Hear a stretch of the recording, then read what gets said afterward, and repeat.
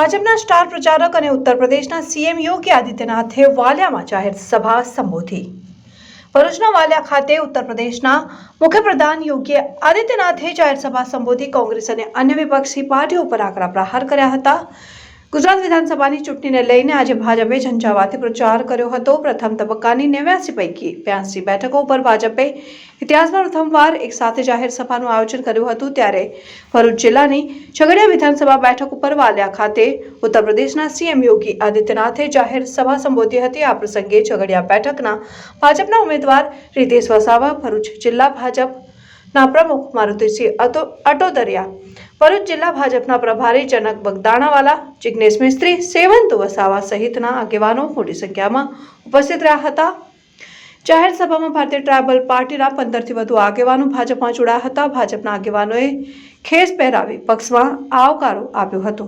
યોગી આદિત્યનાથે જાહેર સભામાં કોંગ્રેસ અને અન્ય પાર્ટીઓ પર આકરા પ્રહારો કર્યા હતા અને ભાજપને ભવ્ય જીત અપાવવા અપીલ કરી હતી।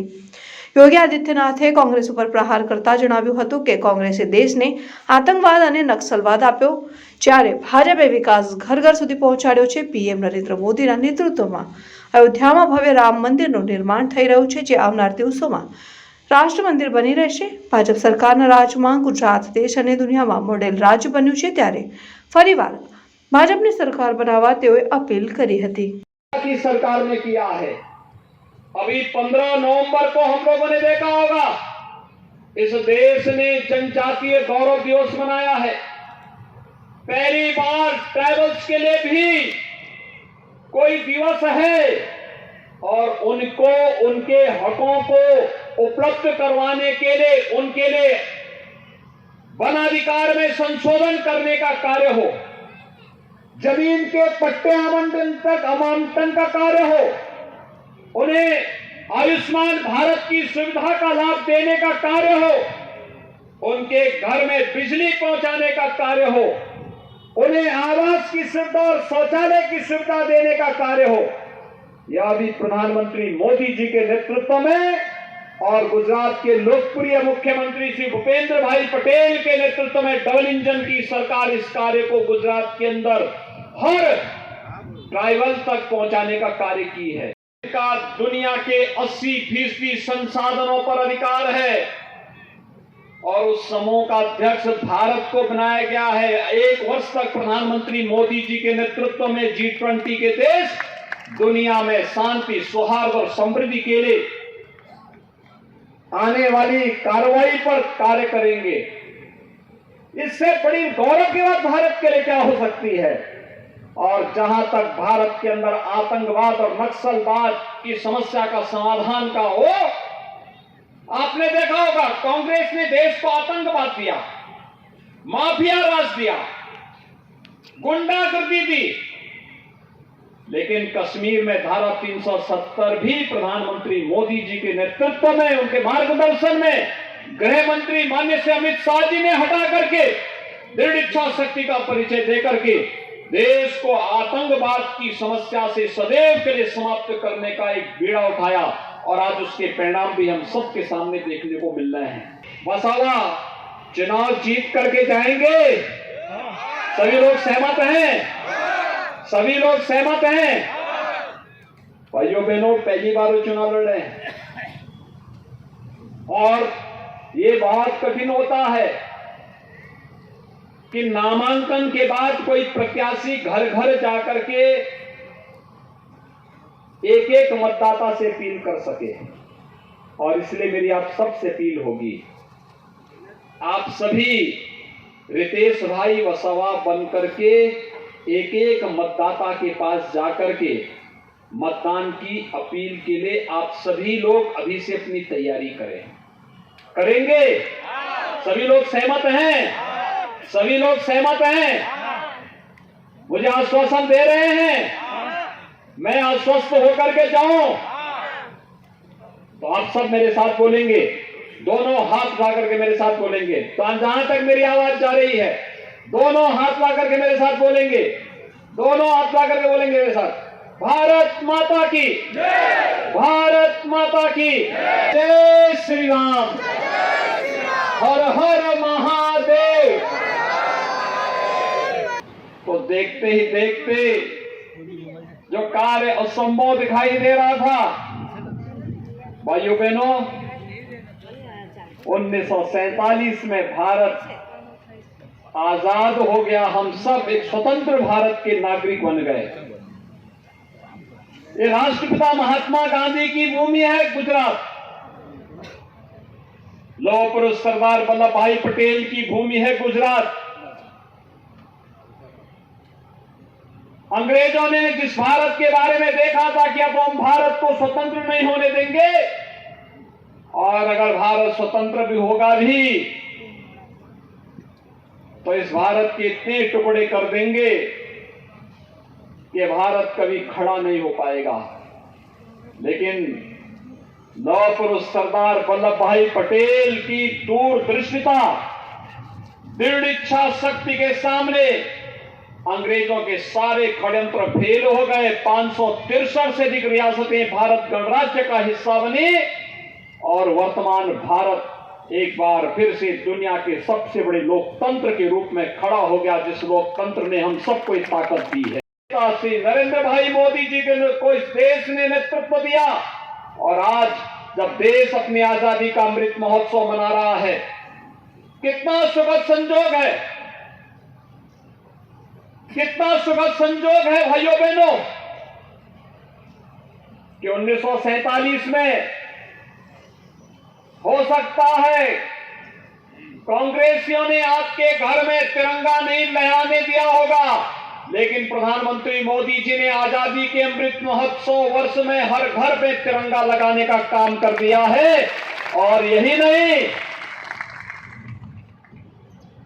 जिस ब्रिटेन ने भारत पर 200 वर्षों तक शासन किया, आज उस ब्रिटेन को पछाड़ करके भारत दुनिया की 5वीं बड़ी अर्थव्यवस्था बन गया है।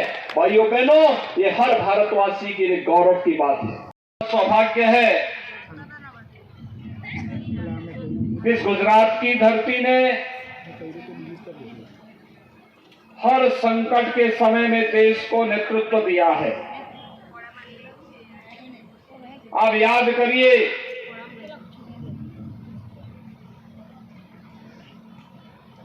आजादी के उस आंदोलन की, जब भारत के नागरिकों के मन में एक भाव पैदा हो गया था कि लगता है कि देश अब कभी आजाद नहीं हो पाएगा। आज से ठीक 100 वर्ष पहले राष्ट्रपिता महात्मा गांधी का नेतृत्व, राष्ट्रपिता महात्मा गांधी ने यही कहा था 1947 में जब देश आजाद हुआ था। उन्होंने उस समय पंडित जवाहरलाल नेहरू को एक सुझाव दिया था, और उनका सुझाव था कि समय आ गया है जब कांग्रेस को विसर्जित कर देना चाहिए। और मैं तो झगड़िया से जुड़े हुए आप सभी भाइयों बहनों से कहूंगा, भरूच वासियों से इस बारे में अपील करूंगा कि समय आ गया है जब इस खंबात की खाड़ी में कांग्रेस को फेंक करके कांग्रेस मुक्त भारत की राष्ट्रपिता महात्मा गांधी के सपने को हम साकार करने में अपना योगदान दें। आप लोग सहमत हैं? सभी लोग सहमत हैं? भाइयों बहनों, आज गुजरात मॉडल देश के अंदर और दुनिया के अंदर माना जाता है। गुजरात मॉडल विकास का, गुजरात मॉडल लोक कल्याण का, गुजरात मॉडल शांति का, गुजरात मॉडल अराजकता पर विकास और राष्ट्रवाद की विजय का। इस मॉडल को हमें जन जन तक पहुंचा करके पूरे देश और दुनिया के सामने पहुंचाना है, और इस देश से हर गुजरातवासी को गौरव की अनुभूति होनी चाहिए। और मैं आप सबसे अपील करने के लिए आया हूं कि भाइयों बहनों, झगड़िया के सभी मतदाता भाइयों बहनों से, सभी भरूच के मतदाता भाइयों बहनों से मैं अपील करूंगा कि भारतीय जनता पार्टी के जितने भी इस क्षेत्र में, जितने भी इस जनपद में विधानसभा सीट हैं, उन सभी सीटों के बारे में हमें सोचना चाहिए। आप सब जानते हैं इसकी पवित्रता जगजाहिर है।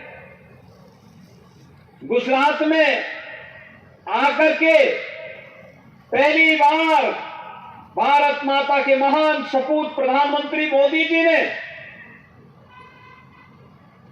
लौह पुरुष सरदार वल्लभ भाई पटेल की उनके व्यक्तित्व के अनुरूप दुनिया की सबसे बड़ी प्रतिमा स्थापित करके सरदार सरोवर के तट पर केवड़िया के पास उसे जो भव्य स्वरूप दिया है, आज वो अपने आप में एक तीर्थ बन गया है। अपने महापुरुषों को सम्मान कैसे दिया जाता है, यह सीखना है तो प्रधानमंत्री मोदी जी के कार्यों से कांग्रेस सीखे। कांग्रेस ने सरदार वल्लभ भाई पटेल को कभी सम्मान नहीं दिया,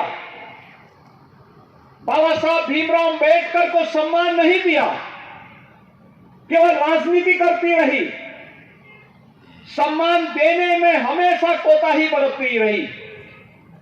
लेकिन चाहे वह बाबा साहब भीमराव अंबेडकर से जुड़े हुए पंच तीर्थों की स्थापना का कार्य हो और चाहे लौह पुरुष सरदार वल्लभ भाई पटेल से जुड़े हुए केवड़िया में उनकी भव्य और दिव्य प्रतिमा, दुनिया की सबसे बड़ी प्रतिमा की स्थापना करके उसे तीर्थ के रूप में स्थापित करने का कार्य किया हो, यह प्रधानमंत्री मोदी जी ने किया है। उनके नेतृत्व में भारतीय जनता पार्टी की डबल इंजन की सरकार ने यह काम सब किया है। अयोध्या में भगवान राम का भव्य मंदिर का निर्माण,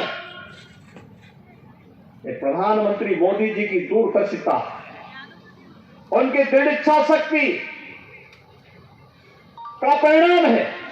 जो कार्य 500 वर्षों में नहीं हो पाया, जो कार्य कांग्रेसी 55 वर्षों तक नहीं कर पाए, उस कार्य को प्रधानमंत्री मोदी जी ने मात्र 5 साल के अंदर करवा करके भव्य राम मंदिर के निर्माण के कार्य को आगे बढ़ा दिया है। आज अयोध्या में भगवान राम का भव्य मंदिर का निर्माण बन रहा है।